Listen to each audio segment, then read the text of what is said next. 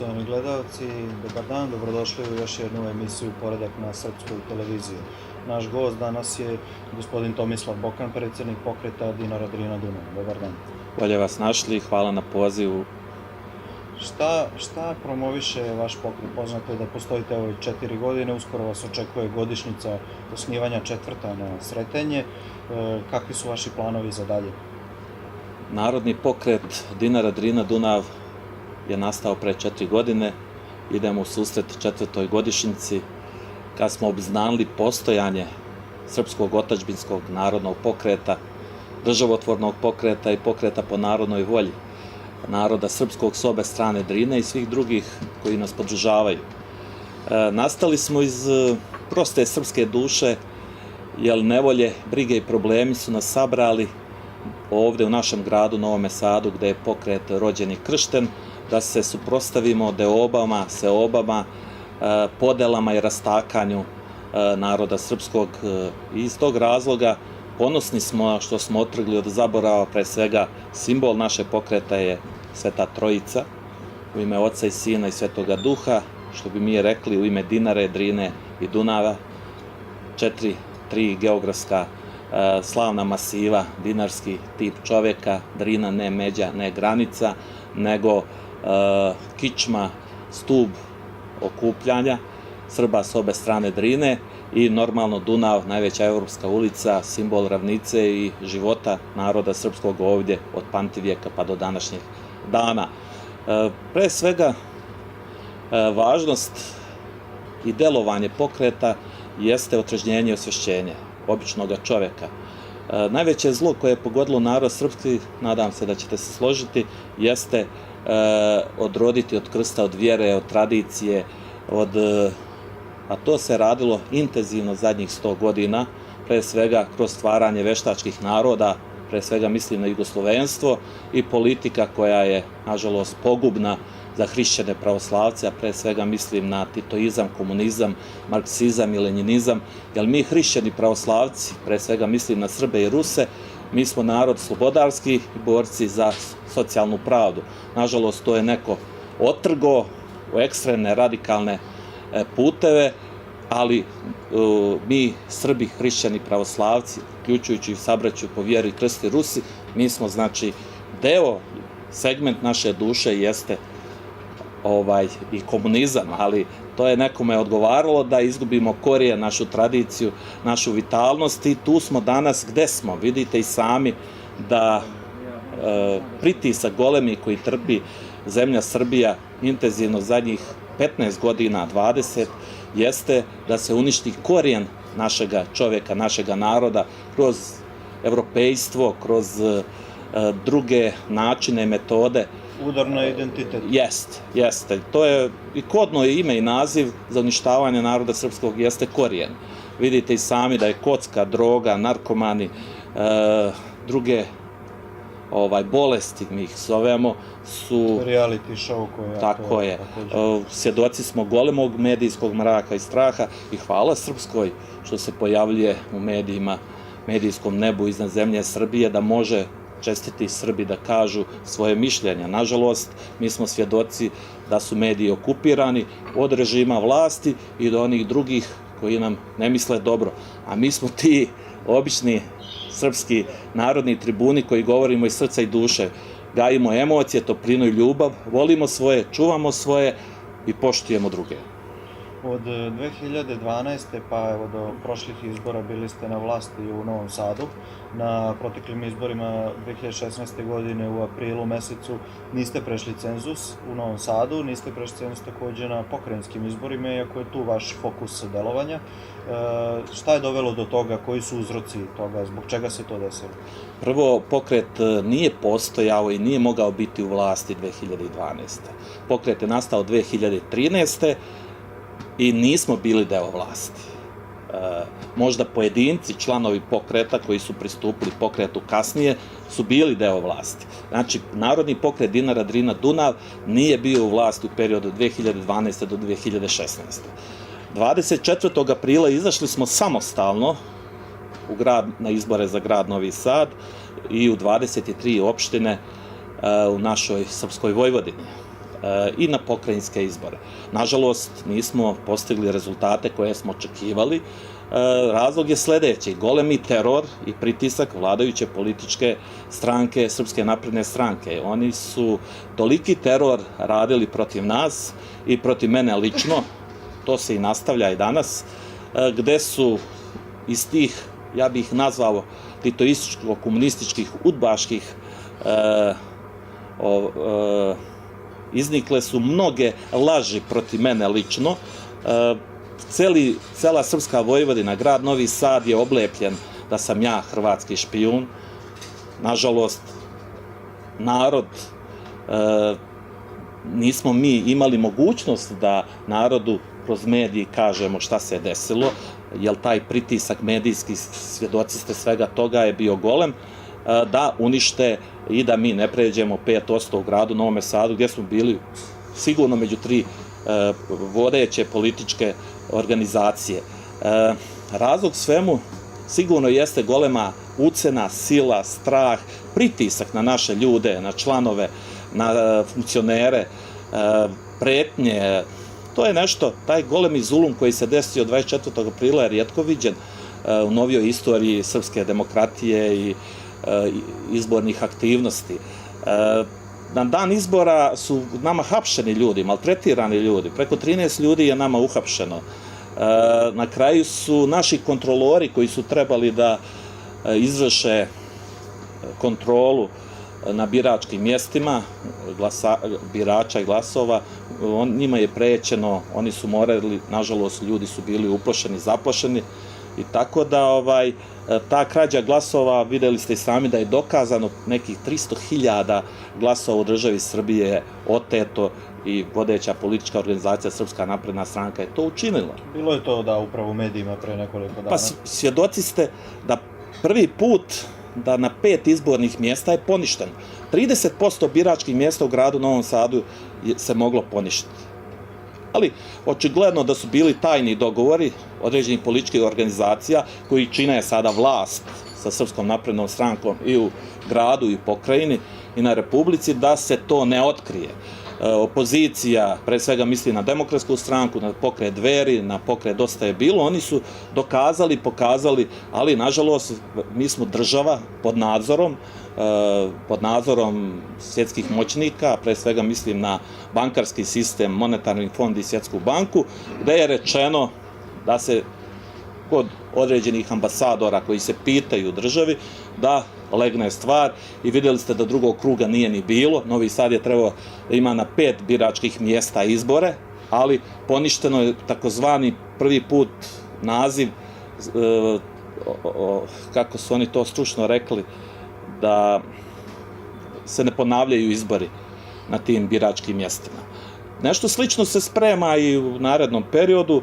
Naš pokret je vitalan, preživio je, da kažemo, golemi teror kad je u pitanju vodeća politička organizacija, i danas se to sprovede i teško je raditi, jer naš cilj i politikom se baviti danas jeste demontaža ovog sistema, a idemo u susret političkim predsjedničkim izborima koji će se desiti najvjerojatnije u narednih 2 mjeseca, i očekujemo da kandidat opozicije pobjedi, odnosno da kandidat Srpske napredne stranke i njihovih koalicionih partnera ne bude predsjednik Srbije, i onda lagano očekujemo vanredne parlamentarne izbore i da demontaža ovog sistema se uradi, da bi se stvorio temelj, srpski državotvorni sistem, da svaki ima da prema Ustavu i zakonima Republike Srbije da vodi politiku i da se uključimo zdrav i normalan život u državi Srbiji. Upravo to je tema o kojoj želim da razgovaramo. Kako očekujete da će proteći ti predstojeći predsjednički izbori i da li će pokret Dinara Drina Dunav učestvovati na njima i na koji način, ukoliko hoće? Da li su, evo već ste najavili, da li su moguće i u kojoj meri promjene u Srbiji? Mi se zalažemo za promjene i podržat ćemo, organi stranke će odlučiti u narednom periodu, kad se raspišu izbori, koga ćemo podržati. Podržat ćemo pre svega slične politiku, sličnog programa, politiku državotvornu, politiku u ovom trenutku znamo protiv koga smo, to je protiv Srpske napredne stranke i njihovih koalicionih partnera.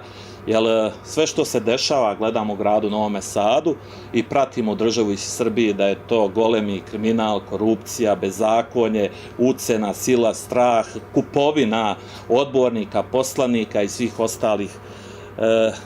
I trenutno je golemi pritisak na mene i na našu političku organizaciju, gdje je u toku montiranje sudskog postupka i krivična prijava takozvana trgovina uticajem, koja direktno izdaje iz kabineta našega gradonačelnika, tamo neki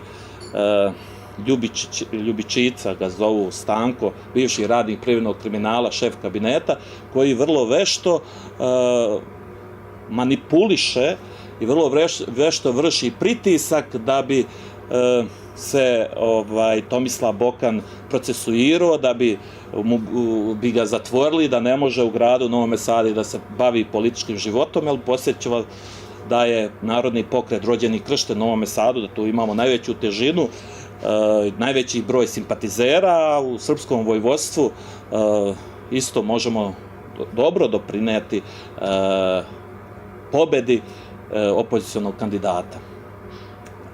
Taj montirani proces nije samo prisutan kad smo mi u pitanju, nego videli ste, svjedoci ste u celoj Srbiji kako oni to rade, jer misle da njihova vlast je vječna. Mislim da narodna volja i bunt naroda, pogotovo u prvom krugu, će pokušati da pokradu glasove i da će se narod organizovati na ulicima, reći ne krađi glasova. Nešto slično moramo se ugledati i na sabraću Rumune, koji su to vrlo dobro rade, i to je pokazatelj da je u krizi demokratija u našoj otadžbini Srbiji. Kriza je dolaskom, oni su na mala vrata uveli jedan oblik diktature koji skupo košta kad je u pitanju spoljna i unutrašnja politika naše otadžbine Srbije. Svjedoci smo 2012. sigurno kako je Tomislav Nikolić postao predsjednik Srbije. Saznali smo u 4:30. Očigledno pre toga su dogovori bili da on treba, ali sigurno neke stvari mora riješiti u korist mentora koji otadžbinu Srbiju drže kao svoju prćiju. Vidjet ćemo šta će biti. Hteo bih također da prokomentarišete šta mislite, evo naglasili ste da ste protiv premijera Vučića, da ste protiv njegove politike. Sad, još uvijek je neizvesno da li će se on kandidovati, to je sada tema broj 1, možemo slobodno tako karakterisati u Srbiji, da li će se kandidovati aktuelni predsjednik Tomislav Nikolić, da li će se kandidovati premijer, šta će onda biti. Pre nekoliko dana je bilo najave da Tomislav Nikolić ima neke zahteve. Koliko je sve od toga realno, koliki je to problem, da kažem, za njih, i šta se može očekivati, kakav rasplet može se očekivati što se toga tiče? Vidi, politika Narodnog pokreta Dinara, Drina, Dunav jeste da ne gledamo tuđi tanjir. Mi samo cijenimo njihova dijela, odnosno nedjela. Mi jako dobro znamo danas, gledajući u Novom Sadu, da je bezbednost na najnižem nivou, da je korupcija, da je kriminal, da ekonomske ubice haraju, da je sve, samo jedan čovek ima pravo na moć i na ponos u državi Srbije. U sve uvažavanje mjesta predsjednika vlade Srbije. Ali narod ćuti, počeo je da ćuti, nije dobro. Oni mogu kontrolisati sa svojima političkim saveznicima do 25%, mi izlazak kako se desi u Srbiji preko 55% i obezbedi se ulazak u drugi krug opozicionog kandidata, mi očekujemo pobjedu opozicionog kandidata. Mislim da u ovom trenutku najviše šanse imaju 2 čoveka, ali nećemo ih sada spominjati da ih ne bi reklamirali, jer organi pokreta će konačnu odluku donijeti, koga ćemo podržati prema našim mogućnostima. Mislim da nisu ni velike ni male, skromne jesu, ali je naša podrška kad je u pitanju grad Novi Sad, odlučit će ko će pobjediti u gradu Novome Sadu. Kako komentarišete podizanje tenzija i sukobe koji se već najavljuju na Kosovu i Metohiji? Kako komentarišete takođe probleme u Bosni i Hercegovini, odnosno tendencije Republike Srpske za emancipaciju? Republika Srpska je naše čedo koje je nastalo proteklih 150 gadnih ratova gdje su Srbi izgubili mnogo i to čedo moramo sačuvati. Mislim da je politika Milorada Dodika dobra, ali se moraju svi udružiti relevantni politički faktori kako u Republici Srpskoj, tako i u otadžbini Srbije. Mislim da čak Beograd podmeće često nogu gospodinu Dodiku i ti određeni centri moći koji su pre godinu nešto dana hteli da stvore od naroda srpskog da smo genocidan narod, zahvaljujući Miloradu Dodiku i sabraći po Rusima, a i pomognuti najmoćnijim narodom u svijetu, jevrejskim narodom. Mislim da je tu Milorad napravio dobre odnose i to mi podržavamo i sutra kad bi došli u priliku da upravljamo otadžbinom Srbijom, preslika bi državotvorni sistem države Izrael, kako to treba da funkcioniše. I ekonomija, i privreda, i kultura, i odbrana, i bezbednost i sve ostalo. Znači, to je jedan put za koji se pokret zalaže, znači preslikati ono što država Izrael radi i kako gradi svoj državotvorni sistem. Ali mi Srbi, nažalost, svjedoci smo da nemamo taj srpski državotvorni sistem ispod koje linije ne smijemo da idemo. Šta je to crvena linija? Svi imaju Hrvati, imaju Mađari, imaju drugi narodi, jedini mi nemamo. A što se tiče Kosova i Metohije, mislim da je to rešeno, nažalost. Javnost treba da zna Briselskim sporazumom od 19. aprila 2013. i 26. augusta 2014. Mislim da je ovo sve jedan performans dogovora između Prištine i Beograda, da se oni dogovaraju i kroz voz i kroz ostale sisteme, a ispaša, nažalost, naš čovjek, naš narod. Kosovo je za nas okupirano, tamo žive narod koji živi, tamo su naše svetinje, niko nema pravo da prizna Kosovo i Metohiju. To je osnovna, temeljna politika našeg pokreta. Pa to je nešto što isto trebalo da se ugledamo na jevrejski narod, jer oni su 2000 godina čekali da se vrate u svoju zemlju. Niko nema pravo i dočekali su. Tako kad je u pitanju Kosovo i Metohija. Narod treba dodalje da živi, da sarađuje, što se kaže, ali da neko prizna. Ja sam dobrim dijelom uspeo doći do tog Briselskog sporazuma. Mislim da je to ništa nije dobro kad je u pitanju, vidjeli ste i sami, posle toga je Kosovo primljen u UEFA-u, FIFA-u, Olimpijski komitet, sad su dobili broj i tako dalje. Mislim, oni se dogovaraju vrlo vrešto kad je kriza, odnosno kad idu izbori. Onda se pumpa narod na nekoj nacionalnoj osnovi, igra se sa narodnom voljom da bi neko dobio glasove. Nažalost, to nije dobro. Gospodine Bokan, hvala što ste bili gost emisije Pojedak. Hvala i vama što ste me pozvali. Znači, naš pokret jeste mali po brojnosti, ali smo pročišćeni, očišćeni, ali smo veliki u duhu, u borbi, da se narod srpski složi, oboži i umnoži i nadam se naš politički rad u narednom periodu će doprinijeti da zavlada zemljom Srbijom srpski državotvorni sistem na zadovoljstvo naroda srpskog i svi drugih koji poštuju ustav i zakon otadžbine Srbije. Hvala vam. U tim namerama mi vam želim uspjeh. Hvala i vama što ste me pozvali.